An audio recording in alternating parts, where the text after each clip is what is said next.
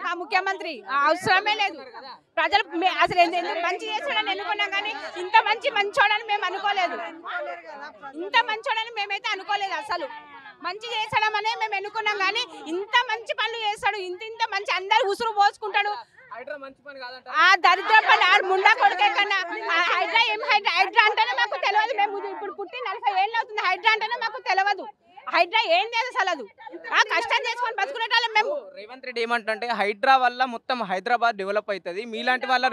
future బాగుంటుంది అంటుంది కదా డెవలప్ అయితే లేదు మాకు మా ఇల్లు కూలగొట్టి వాడేంది డెవలప్ చేసేది మాకు వాడేంది మా ఇల్లు కూలగొట్టి డెవలప్ చేసేది వాని ఇల్లు కూలగొట్టుకొని వాని దగ్గర డెవలప్ చేసుకోమను మాకు రూపాయి ఇస్తున్నాడు వాడు మేము కష్టం చేసి కొనుక్కున్న ఇల్లు అవి ఏం పుక్కట్లో వచ్చిన ఇల్లు కాదు ఏమి అది ఏమంటారు అంటే ఎవడో ఇచ్చిపోయిన ఇల్లు కాదు ఏం తక్కువ రేట్లో కొన్న కాదు ఇల్లు మేము లక్షలు పెట్టి కొన్న ఇల్లు అవి అప్పుడు తెలియలేదు ఆ ప్రభుత్వానికి ఎందుకు కొన్నారు అప్పుడే ఆపాల్సింది ఈ రోడ్లు ఆపాల్సింది ఈ లైట్లు ఆపాల్సింది నల్లలు డ్రైనేజ్ అన్ని ఆపాల్సింది అది తెలియదా ఆ కాంగ్రెస్ ప్రభుత్వానికి తెలియదా అప్పుడు ఎందుకు 30 ఏళ్ల కింద అంటే కాంగ్రెస్ ప్రభుత్వమే ఉండే అప్పుడు వాడికి తెలియదా రాహుల్ గాంధీకి తెలియదా రాజీవ్ గాంధీకి తెలియదా సోనియా గాంధీకి తెలియదా ఇప్పుడు ఏంది వీడు వచ్చి నాటకాలు చేస్తున్నాడు దరిద్రపు ముండా కొడుకు అడ్డమైన బాడుకో నాశనం అయిపోను మా అందరి ఉసురు ముట్టు రేపటి పొద్దుగాల కల్లా వాడు హెలికాప్టర్ కూలిపోను వాడు నాశనం అయిపోను మహాలక్ష్మి పథకం పెట్టి ఏం లాభం ఆడవాళ్ళందరూ ఉసురు పోసుకొని సుందరీకరణ పేరు చెప్పుకొని కోట సంపాదించుకొని పోవాలనే కదా నువ్వు వచ్చినది పథకాలు వద్దు ఏమొద్దు మాకు పెనాల్టీ వద్దు మాకు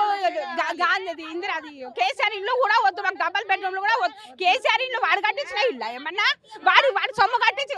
వాడి సొమ్ము పెట్టి ప్రైవేట్ గా పెట్టి కట్టి ఇవ్వను మాకు మేము ఎట్లా ఇష్టంగా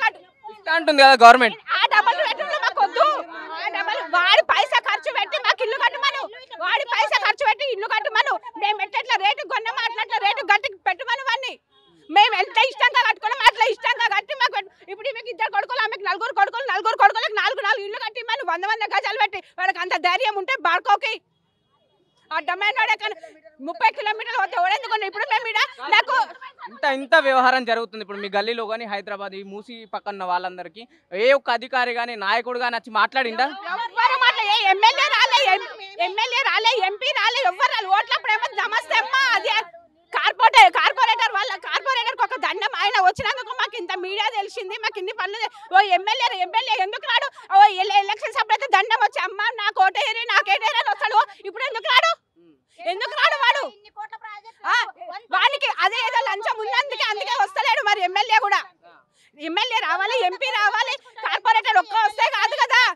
ఎమ్మెల్యే కార్పొరేటర్ కానీ ఎమ్మెల్యే పెద్ద ఎమ్మెల్యే మాకు ఇంతమందికి ఉండాలా ఆ ఎమ్మెల్యేకి తెలివి లేదా ఎవరైనా ఎమ్మెల్యే పిఏనే పంపించేది ఎమ్మెల్యే పిఏ వచ్చి ఏం చేస్తాడు ఆయన ఇంకా వచ్చి పిచ్చకుండా మాటలు మాట్లాడుకుంటా పోతున్నాడు ఏందది పద్ధతి అయినా వాళ్ళకి అసలు అంతంత చదువుకున్నాడు ఆయన క్రిమినల్ లాయర్ చదువుకున్నాడు ఆ తెలివి లేదా వీళ్ళకి ఇంత అవుతుంది వీళ్ళ వల్ల నేను గెలిచిన తెలివి లేదా ఆయనకి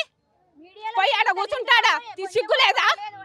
సరే ఇప్పుడు ఫైనల్ గా రేవంత్ రెడ్డికి ఏం చెప్తావు ఎట్లుంటే బాగుంటుంది అంటావు ఏం చేస్తే బాగుంది అంటావు వాడు వద్దు వాడు దిగిపోవాలి అసలు అవసరం ఒకవేళ మీ ఛానల్ అది మన ఎవరు సోనియా గాంధీ రాహుల్ గాంధీ చూస్తే మాత్రం వాళ్ళు తీసేసేయాలి అసలు మాకు ఈ ప్రభుత్వమే వద్దు కేసీఆరే కావాలి మాకు కేసీఆర్ ఉన్నన్ని రోజులు అన్ని 6 గ్యారెంటీలు ఇచ్చి పెద్ద పథకాలు ఇస్తుంటుంది కదా ఎవడిచ్చిండు 6 గ్యారెంటీలు హామీలు ఇస్తుంటుంది కదా ఒక హామీలే వద్దు మాకు 6 హామీలే మాకు వద్దు మాకొద్దే వద్దు ఇంత మంచి చూసినాక 6 హామీలు మాకు వద్దే వద్దు అవసరమే లేదు మేము ఈమని వాళ్ళు అడగలేగా వాడు మేమే కాదు మేము ఓట్లు వేస్తే గెలిచినాడు మా మోచేతి నీరు దాగి బాడుకోవాడు మా ఇల్లు తీస్తాడు వాడు మా మోచేతి మేము సంపాదించిన పైసా గవర్నమెంట్ కడితేనే వాడు బతుకుతున్నాడు 2 లక్షలు 3 లక్షలు జీతం తీసుకుంటే వాడు బతుకుతున్నాడు మా మోచేతి నీళ్ళు తాగుతాడు వాడు మా ఇల్లు ఏంది తీసేది వాడు అంత ధైర్యం ఉంటే పబ్లిక్ రమ్మను పబ్లిక్ వచ్చి మాట్లాడమను తెలుస్తుంది వానికి